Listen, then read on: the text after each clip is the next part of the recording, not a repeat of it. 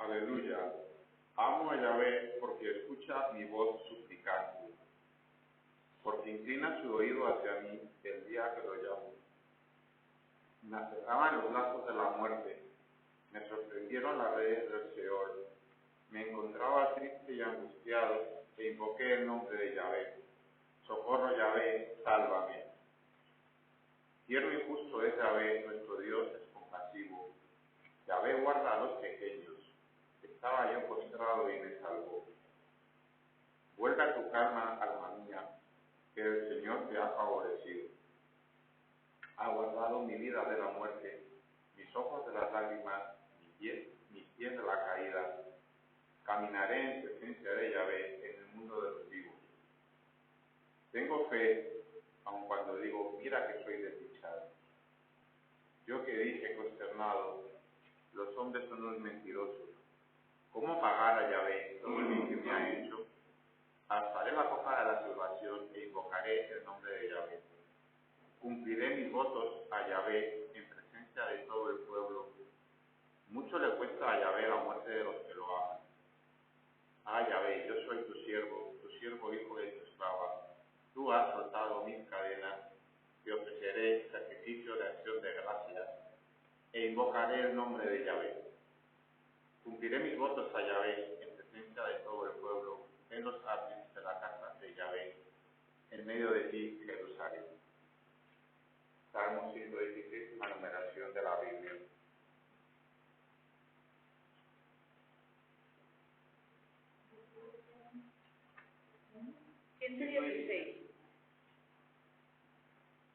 Al desembarcar, vio mucha gente, sintió compasión de ellos. Sintió compasión de ellos, pues estaban como ovejas sin pastor. Buenos días. Vamos a comenzar esta segunda etapa de la mañana. Primero confirmar, ¿me oís bien sin micrófono? ¿O queréis que me ponga el micrófono? Vale, me oís bien. Bien, yo creo que la canción que he puesto está puesta muy a propósito. Recoge un poco todo lo que hemos ido orando estos días y es un muy buen resumen de todas las enfermedades de nuestro mundo, ¿no? Y en esta segunda charla, la invitación que traigo es a preguntarnos si captamos el hambre de nuestro mundo, también si captamos el hambre de los discípulos, nosotros mismos nos producimos lo mismo, y si captamos nuestra propia hambre, ¿no? Y queremos plantearle a Dios, pues no, cómo captar ese hambre como carencia de Dios, ¿no? Hambre que queremos pedirle hoy al Señor Jesús, que nos ayude a mirar nuestros ojos. Fijémonos en esta petición, ¿no? La cita seguro que la conocéis, habéis oído muchas veces, en la que aparece un hombre diciendo a Jesús, y a mi hermano que reparta la herencia conmigo. Seguro que alguno de vosotros incluso hasta suena las discusiones de herencia entre hermanos, ¿no?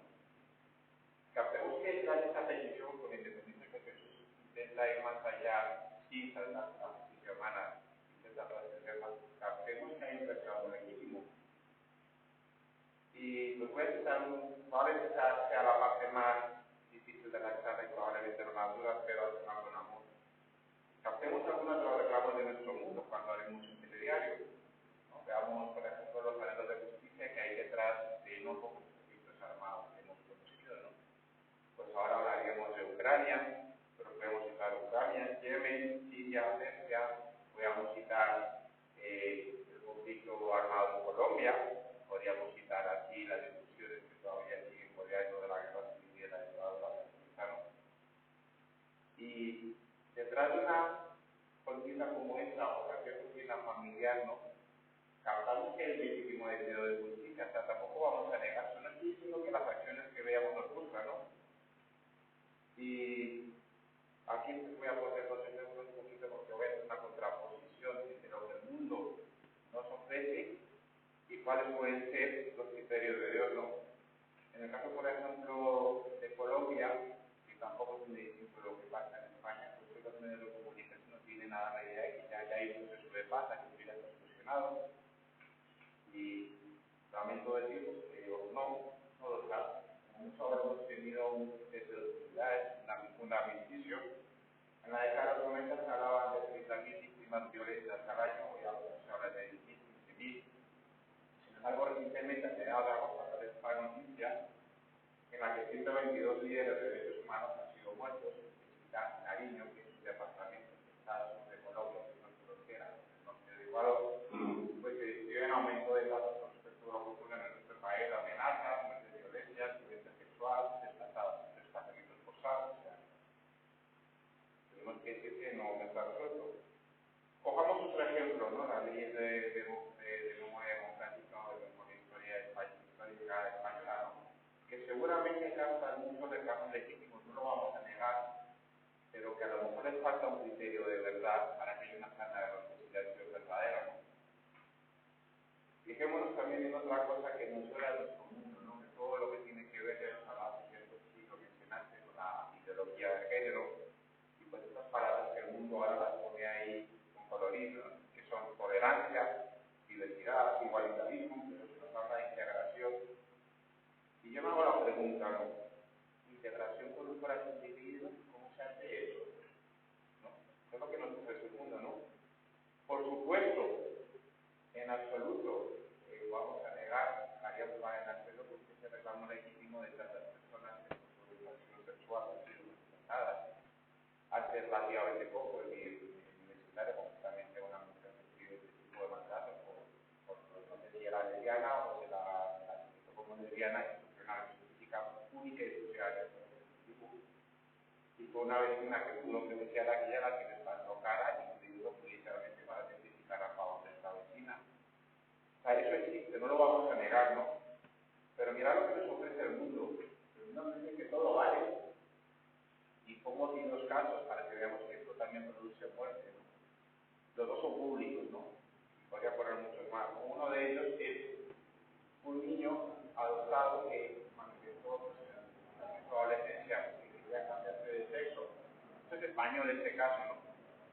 Y los padres pues dijeron que no lo veían claro, se les hizo la parte entonces a los padres, el niño fue llevado a una tutela bajo la administración, se hizo un cambio de expresión de sexo, y la mayoría de casos ya no procedía que una administración que estuviera a cargo de la administración, el muchacho acabó prostituyéndose y finalmente acabó suicidándose.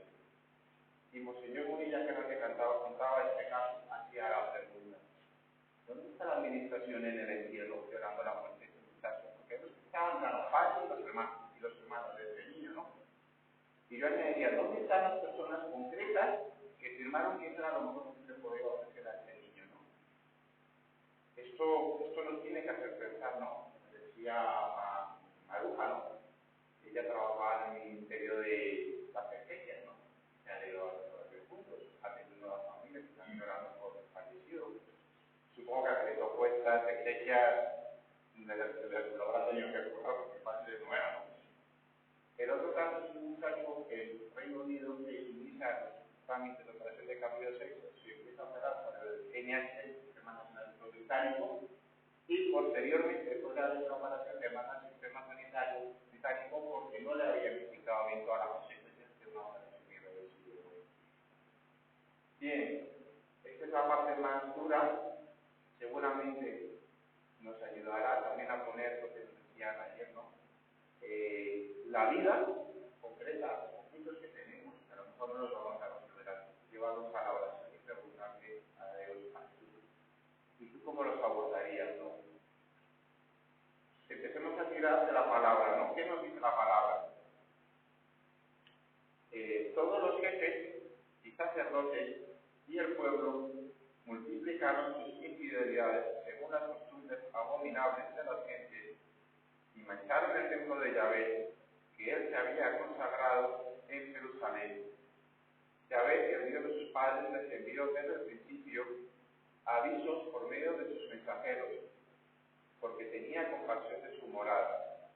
Pero ellos se burlaron de los mensajeros de Dios, despreciaron sus palabras y se mofaron de sus profetas, hasta que subió la ira de Yahvé contra su pueblo a tal punto que ya no hubo más remedio. Esto nos lo dice el escribista, ¿no? En Segunda de Crónicas, capítulo 13, los versículos 14 al 16, ¿no?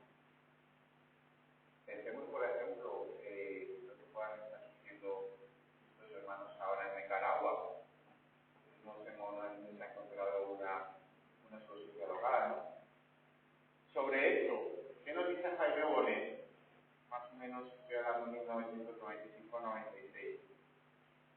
Nos dirá que la pérdida del amor y el origen del pecado tienen su origen en una ignorancia teórica, no es que sea un teórico, pero también nos añade sobre todo vivencial del amor. También en otra parte del temario, aproximadamente una predicación del mismo año, nos dice Jaime Bonet que no nos confusamos del pecado, sino de sus consecuencias, ¿no? Del daño que hace, del daño visible, del que somos capaces de captar, ¿no?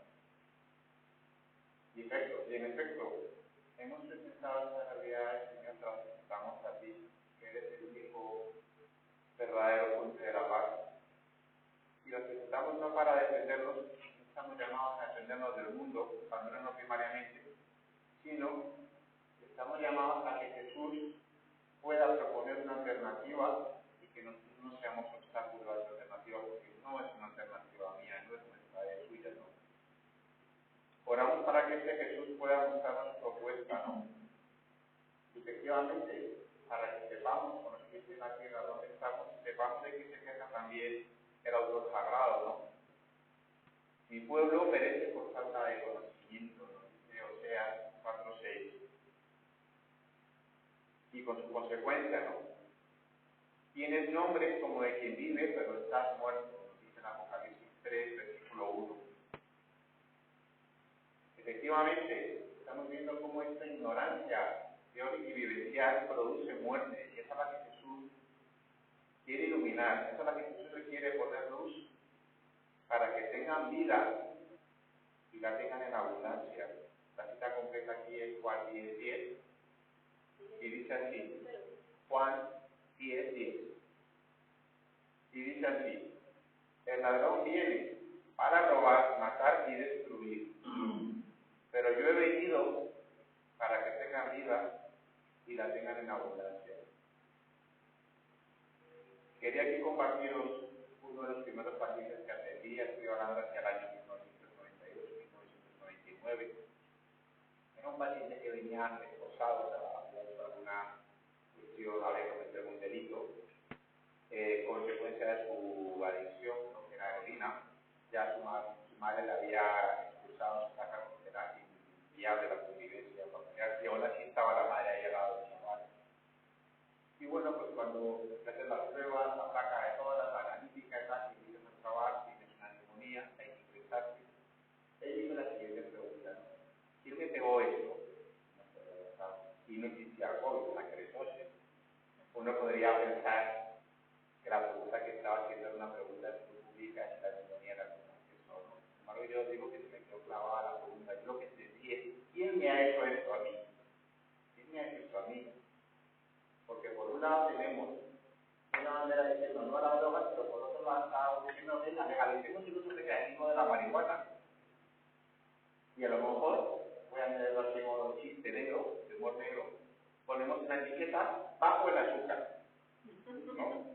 Eso sí, consume toda la que quieras, ¿no? Esta pregunta vital, si somos capaces de captar la pregunta de nuestro punto, pues me venía este paciente, ¿no? A la memoria. Entonces lo que se me acaba grabada esta pregunta del hermano. Mi pueblo perece por falta de conocimiento. Bien, aquí os voy a dar la primera cita larga, ¿vale? Que veis toda la mañana y parte de la tarde para orarla. Explicarla no os la voy a contar, a lo mejor algún versículo os lo diré.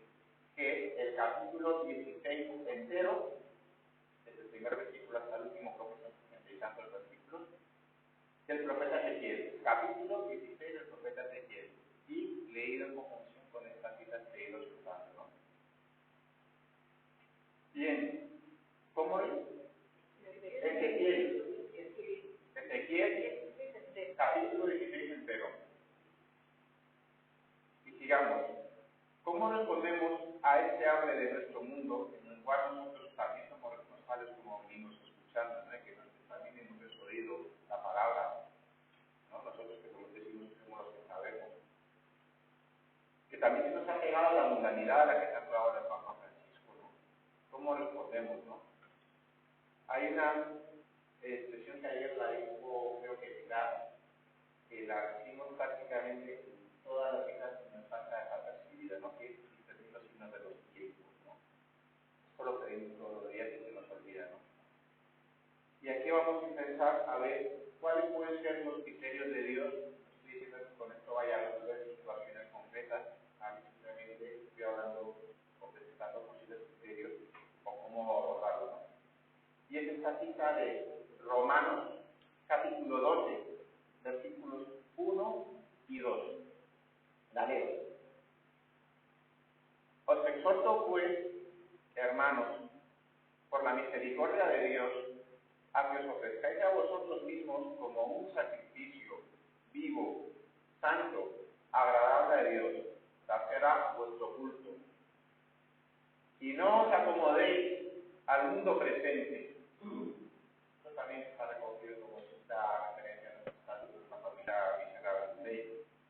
No os acomodéis al mundo presente, antes bien, transformaos mediante la renovación de vuestra mente, la metanoia, de forma que podáis distinguir cuál es la voluntad de Dios, lo bueno, lo agradable y lo perfecto.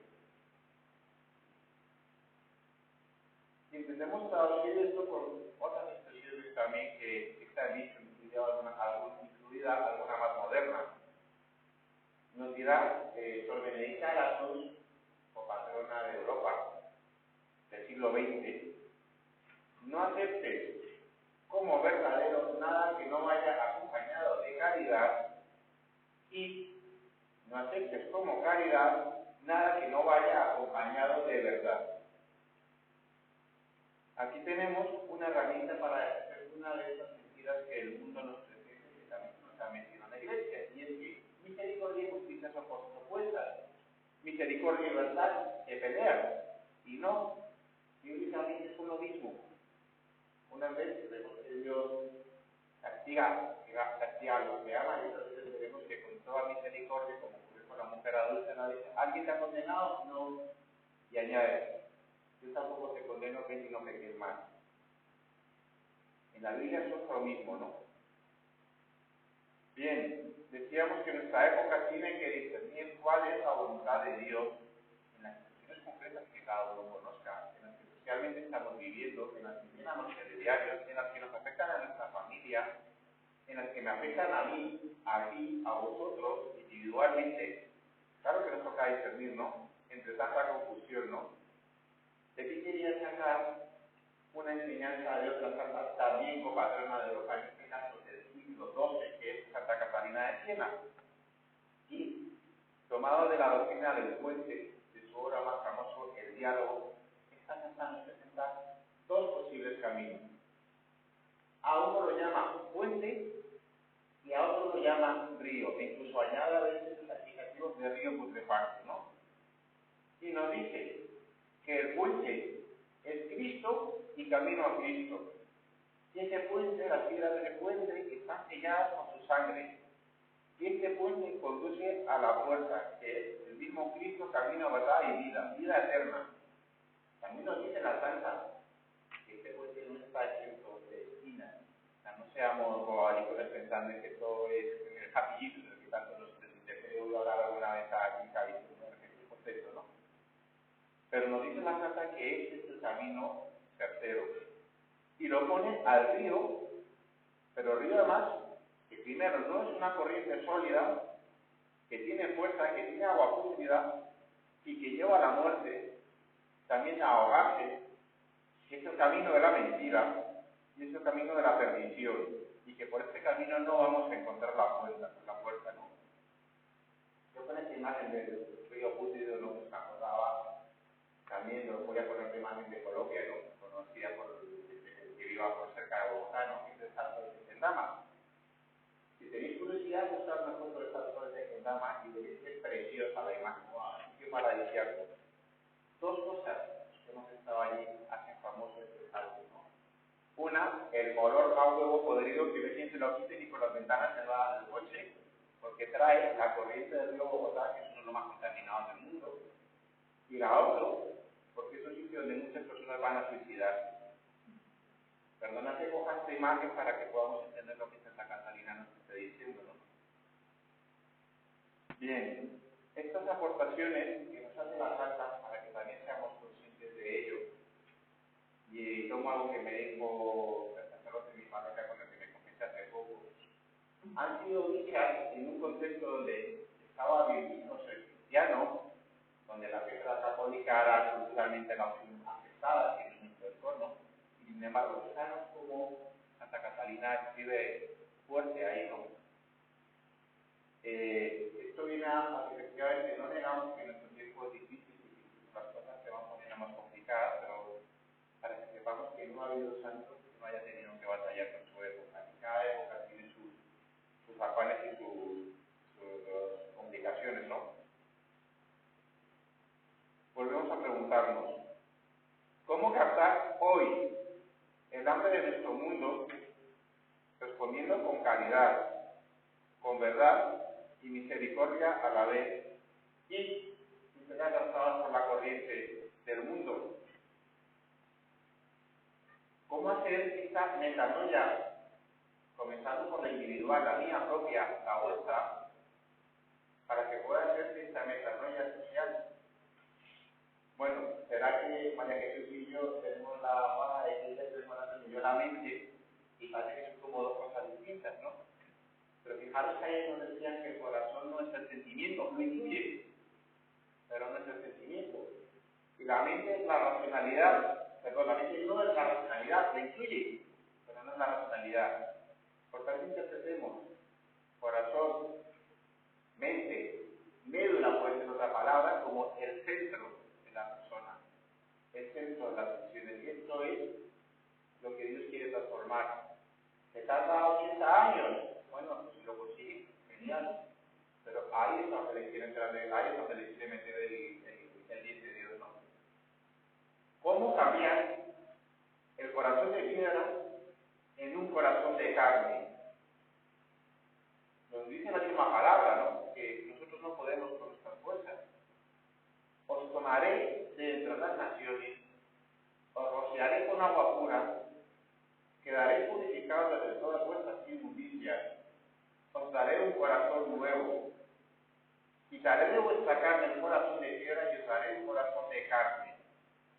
Esto es Ezequiel, capítulo 36, versículos 24 al 27. Ezequiel, capítulo 36, versículos 24 al 27. Y esta otra, que es así: pondré mi ley en su interior y sobre sus corazones la escribiré, y yo seré su Dios y ellos serán mi pueblo. Esto está en Jeremías capítulo 31, versículo único, versículo 33. Estas citas de Ezequiel, Jeremías y de Crónicas están escritas en un contexto de destierro de Babilonia, para que lo situemos más concretamente. No están escritos en un estado de Nirvana, para que sepamos cómo Dios toca nuestro barro y quiere sanarlo. A nosotros también nos pasa que aun cuando no tengamos una mala voluntad, aun cuando queramos ser fieles, a nosotros también nos afecta la mundanidad de la que tanto nos habla el Papa Francisco. También nos afecta la modernidad de la que habló el primer Papa siglo XX, San Pío X, en su carta Pacendi. Y también tenemos la tentación de creernos ya convertidos. Bueno, como yo ya me lo sé, conmigo no es. O bueno, sí, me trago lo del mundo porque suena bien. Para poder pedir al Señor que nos ayude a seguir sus criterios y no los del mundo, tenemos que orar, como decían ayer, orar insistentemente. Y orar insistentemente no es esa expresión bonita de no, que es que estoy las 24 horas del día, porque yo os digo lo mismo que contigo. Si alguien lo consigue, que me diga cómo lo hace, porque yo no lo he sabido todavía. Es más, de día y medio he sido capaz de poner en mi cuaderno que sea oración mía propia, después de haber leído las citas, los comentarios, las predicaciones, dos trozos. Y tiene primera oración, o sea que si alguien lo encuentra, que me lo diga, ¿no? Y oramos para esto,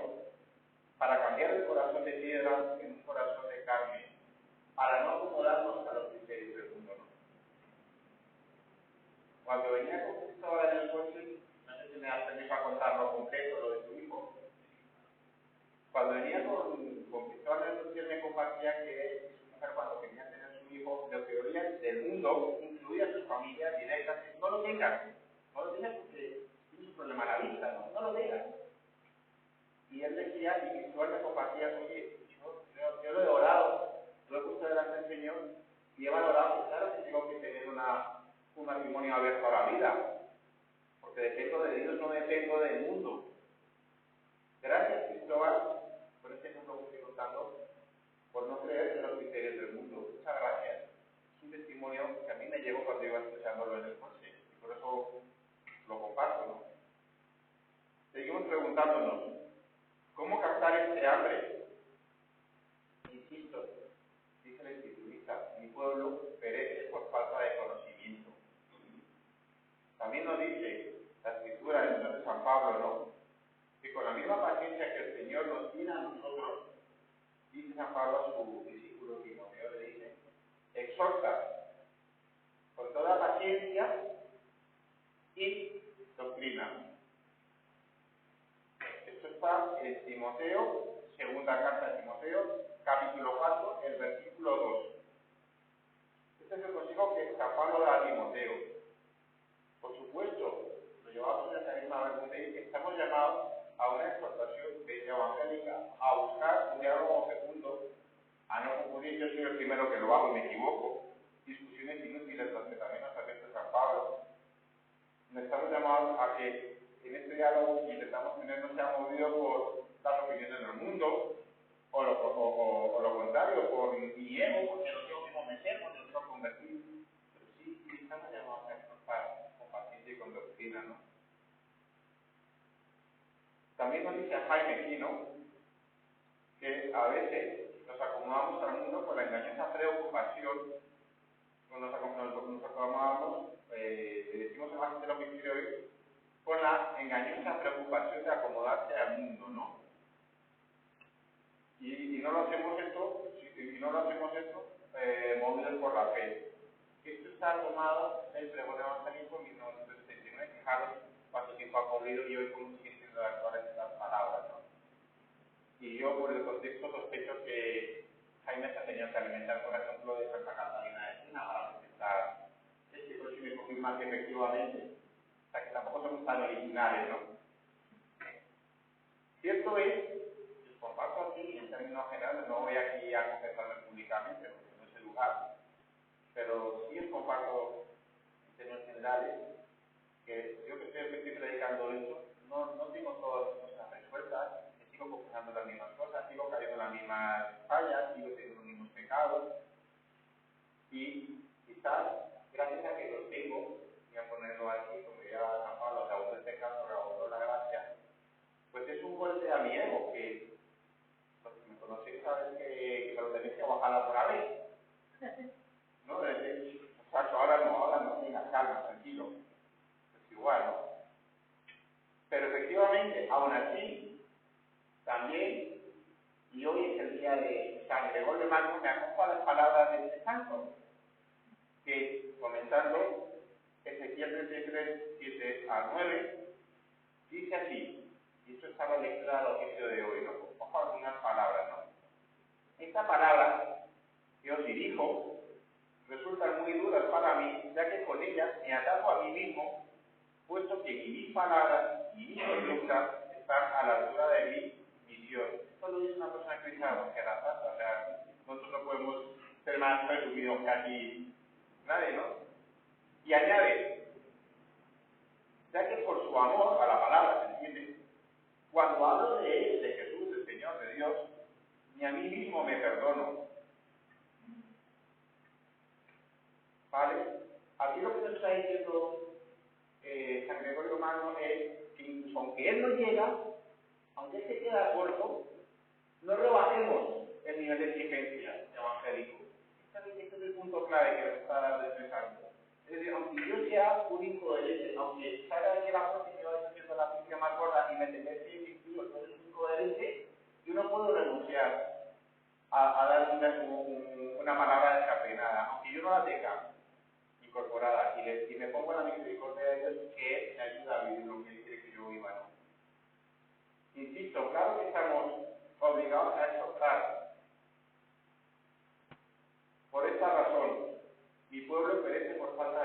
conocimiento. Ayer nos decía Tochi en su etapa tierna no de tierna, sino de tierno galvar. Vale, ayer nos decía Tochi que vamos a salir del mundo con la educación, venga, vamos allá.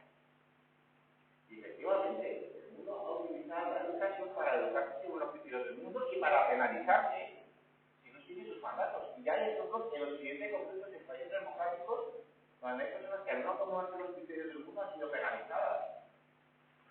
O sea, la razón por la cual hace falta formarnos, la educación sería una manera de ello. Por eso, mi pueblo perece por falta de conocimiento, nos dice el escriturista, ¿no? Claro que estamos llamados a escuchar los legítimos reclamos de nuestro mundo. Y a mi hermano que reparta la herencia conmigo, no ves que se la ha quedado toda, no ves que yo no tengo nada, no ves que... Y la respuesta de Jesús es esta, ¿no? Sintió compasión de ellos, pues estaban como ovejas sin pastor, ¿no? Esta segunda parte de estaban como ovejas sin pastor viene en la versión de Marcos, de la multiplicación de los panes, concretamente capítulo 6, versículo 34. Antes que a muchos de nosotros, que seguramente os duelen las situaciones concretas, yo ayer escuché una petición entre lágrimas, ¿no? con una hija, creo que era. Claro que no duelen las situaciones concretas, pero yo creo que le duele personajes a Dios, ¿no? Y precisamente porque a Dios le duele, Él hace todo lo posible por atraernos, ¿no? Por atraernos con cuerdas humanas, con lazos de amor, ¿no? Nos dice Oseas, capítulo 11, versículo 4.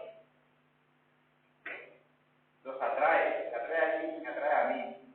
Dejémonos atraer por lazos de humanos de amor. Algunos, claro, que me interesan estas muchas realidades. Realidades que el Papa Francisco nos llama periferias, ¿no?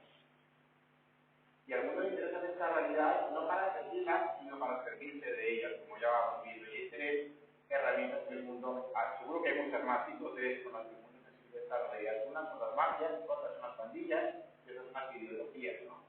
Claro que al mundo le interesa, pero a que más le interesan es al Padre, ¿no? Para servirlas, ¿no? Como diría Jesús, yo soy el maestro, haced lo mismo. Si yo siendo el maestro, lavo los pies, haced vosotros lo mismo. A nosotros tiene que interesar esta realidad al modo de Dios, ¿no? Voy a tocar, ya que al menos ya me están analizando que me enrollo.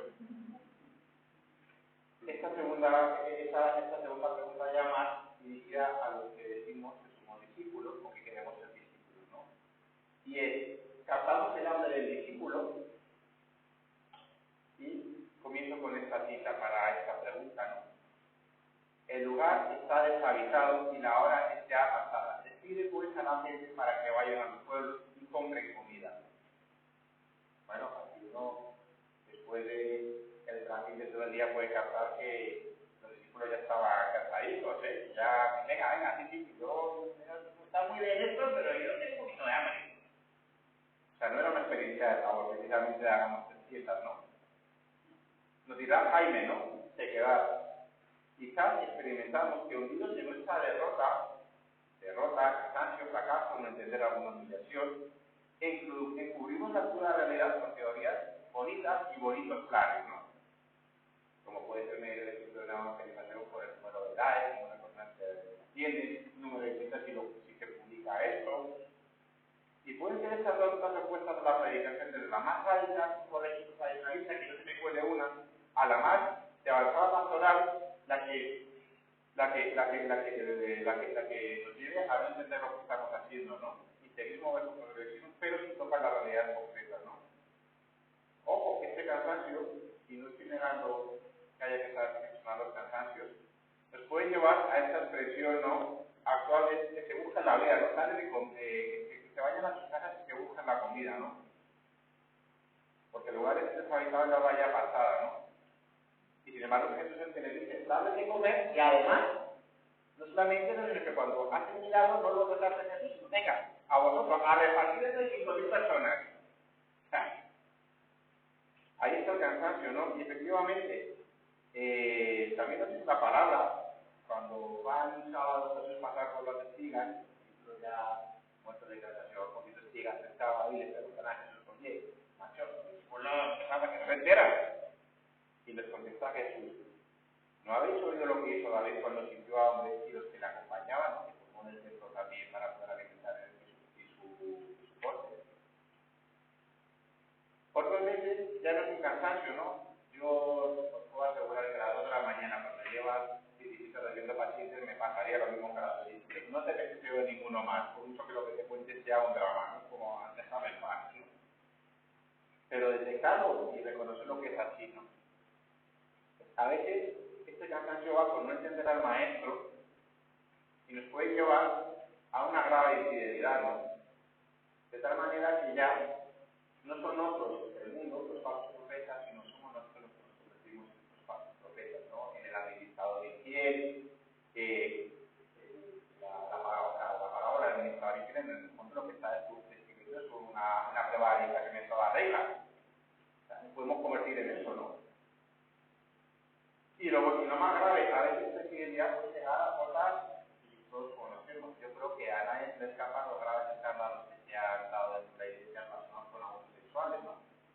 Nos dice Jaime, que no conoció toda esta gravedad, ¿no?, de la historia, que hoy vemos este temporal que se debate en la nave de la iglesia, incluida calle, universidades y seminarios, ¿no? Y sabiendo que la iglesia está hecha por pecadores, que tiene el pecado público de los pecados, que tiene el mío y el tuyo también, la propuesta que nos hace aquí es a que queramos reconocer que caminamos con una iglesia herida porque yo también estoy herido, tampoco podemos ser ingenuos, y que a su vez queremos, a pesar de todo, como nos decía esta mañana Conchi, aceptar el desafío y solo en nombre de Jesús de Nazaret. O sea, primero va Él, nosotros no podemos ir delante de Él, vamos detrás, sin temor a los vientos, huracanados y cataclismos que puedan suceder del interior de la iglesia. Esto también son palabras de Jaime Bonet en el 79. Y Jesús también aquí, mirando a su iglesia, mirando a Pedro, y mirando a ti y a mí, nos dice, yo he orado por ti, Pedro, para que tu fe no decaiga. Lucas 22, 32. Quisiera terminar para que nos ayude ya y que estemos bien lo que estamos hablando hoy. Me ayuda a mí también. Esta última pregunta. ¿Captamos nuestra propia hambre? Claro, aquí ya tendría que ir uno a uno y tampoco es el lugar, ni es el escenario, ¿no? Pero sí, como criterio general, ¿no? Siguiendo el hilo conductor, siguiendo de lo que hemos ido orando, lo que hemos ido escuchando, el hambre del mundo, el hambre de los discípulos y el hambre propia, pues captarnos cómo podemos poner adelante al Señor. Aquí esto como la segunda cita larga, que está emparentada con la que hoy, que dice que, o sea, capítulo 2, los versículos 4 al 25. Pero aquí, cuando leamos esta cita, si la leéis primero la de Ezequiel y después la de Oseas, aquí vamos a pararnos en dos versículos, en el versículo 9 y en el versículo 16. Nos vamos a parar en esos dos versículos. ¿Qué es esto, no? Volver al primer amor y dejar que Dios nos hable al desierto, ¿no? Que Él nos lleve a su terreno. No traigamos a Dios a nuestro terreno, porque al final ya veis cómo sale mal. Dejamos que Él nos lleve al suyo, ¿no? Y hagamos estas preguntas concretas. ¿Cuál es tu hambre? Tu situación concreta, familiar, laboral, personal, de enfermedad, no resuelta. Y también, ¿cuál es ese pecado recurrente del que siempre te confiesas, no? No sé si alguien le da pistas esto o habría que agregar un poco más. Lo dejamos ahí. Detrás de esa búsqueda tuya y mía, captar que Dios ya la está viendo, aunque no se la mostremos, ¿no? ¿Qué más puedo hacer por mi niña? ¿Cómo pagar a Yahvé todo el bien que me ha hecho? Mucho le cuesta a Yahvé la muerte de los que lo aman. Al desembarcar, vio mucha gente, sintió compasión de ellos y pudo a los enfermos. Este último no lo deja un sitio aposta para que quedara grabado, ¿no? Algunos de vosotros en la presentación ahí presentados unos sanitarios, y no me refiero a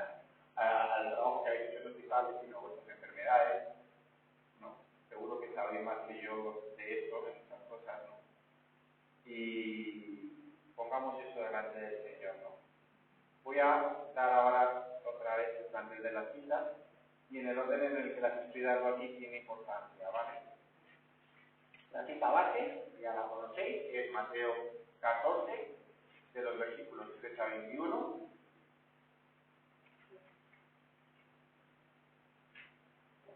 Luego, estas tres citas las podéis poner juntas, que son Segunda de Crónicas, capítulo 36, versículos 14 al 16.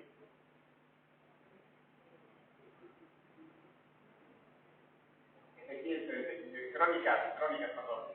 Sí, y luego Ezequiel, también capítulo 36, versículos 24 al 27. Sí, Segunda de Crónicas 36, 14 al 16, Ezequiel 36, 24 al 27.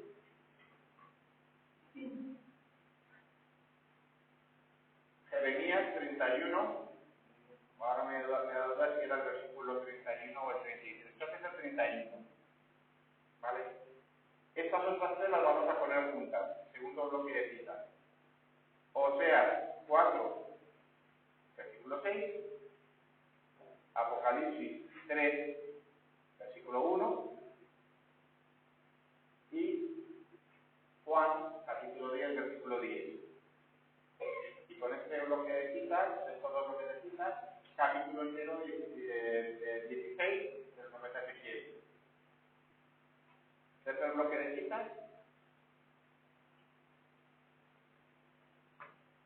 sería este, que va muy acompañado en tal de comer, no acomodáis al mundo, que sería Oseas 11, versículo 4, Marcos 6:34, Romanos 12, versículos 1 y 2, y segunda de Timoteo, capítulo 4, versículo 2, de este versículo en que lo que más me interesa es este tramo que dice exhorta con toda paciencia y doctrina.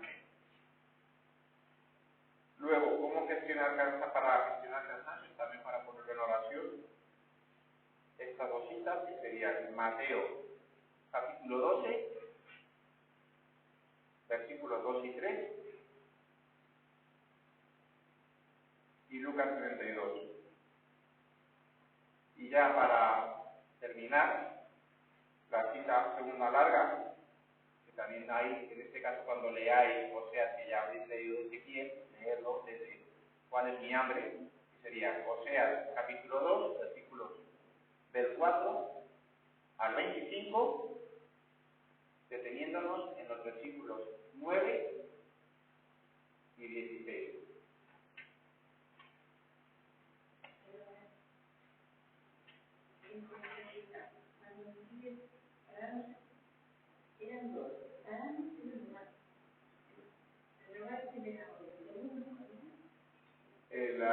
La de Oseas se dice, versículo 16, la llevará del cielo.